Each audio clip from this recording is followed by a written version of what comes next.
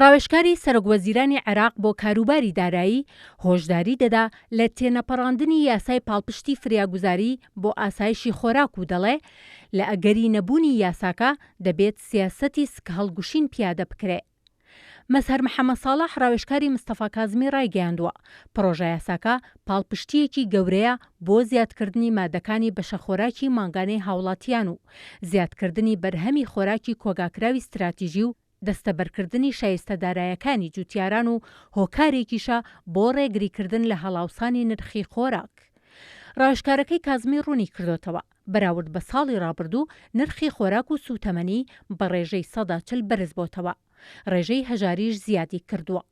لە ئەگەری پەسەند نەکردنی یاسای پاڵپشتی فریاگوزاری بۆ ئاسایشی خۆراک، پەرەسەندنی تەنگەژە و هەڵاوسانە دارایەکان یەکێک لە ئەگەرە بەهێزەکان دەبێت. لای خۆشەوە حەزان نازم وتەبێژی حکوومەتی عێراق دووپاتی کردوتەوە. حکوومەت کاری لەسەر یاسای ئاسایشی خۆراک کردووە بۆ دابینکردنی پێداویستەکانی دەوڵەت و هاوڵاتیان. بۆ ئەو مەبەستەش هەمانگی لەگەڵ ئەنجومەنی نوێنەران کردووە بۆ بەکارهێنانی دەسەڵاتەکانی لە پێناو دەرکردنی یاسای ئاسایشی خۆراک. ئاماژەی بەوەش داوە حکوومەت پێویستی بە بودجەیەکی تایبەت هەیە بۆ پشتگیریکردن لە کۆبوونی خۆراک و بۆ ڕوبەڕووبوونەوەی بەرزبوونەوەی نرخەکان.